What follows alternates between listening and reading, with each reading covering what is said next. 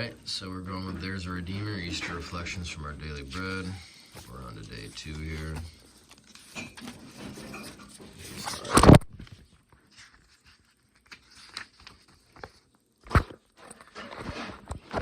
Day 2, the death of doubt.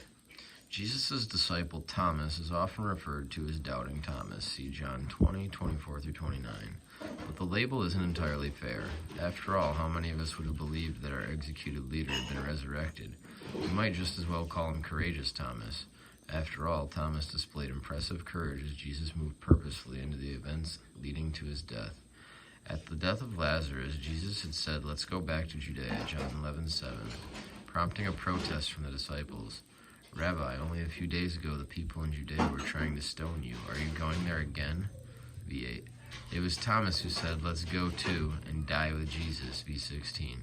Thomas's intentions proved nobler than his actions. Upon Jesus' arrest, Thomas fled with the rest, Matthew 26:56, leaving Peter and John to accompany Christ to the courtyard of the high priest. Only John followed Jesus all the way to the cross.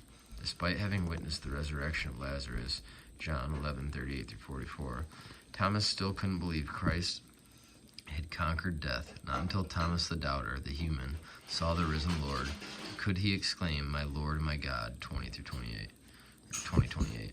Jesus' response gave assurance to the doubter and immeasurable comfort to us. "You believe because you have seen me. Blessed are those who believe without seeing me," V29. Real doubt searches for the light. Unbelief is content with the darkness.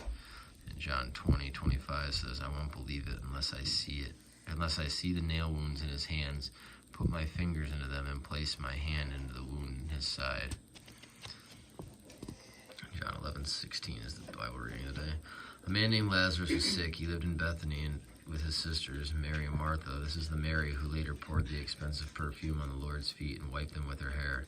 Her brother, Lazarus, was sick, so the two sisters sent a message to Jesus telling him, "Lord, your dear friend is very sick." But when Jesus heard about it, he said, "Lazarus' sickness will not end in death. No, it happened for the glory of God, so that the Son of God will receive glory from this." So although Jesus loved Martha, Mary, and Lazarus, he stayed where he was for the next 2 days.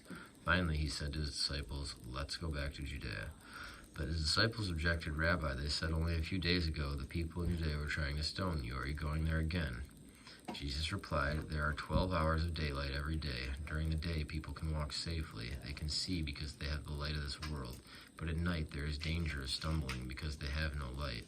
Then he said, "Our friend Lazarus has fallen asleep, but now I will go and wake him up."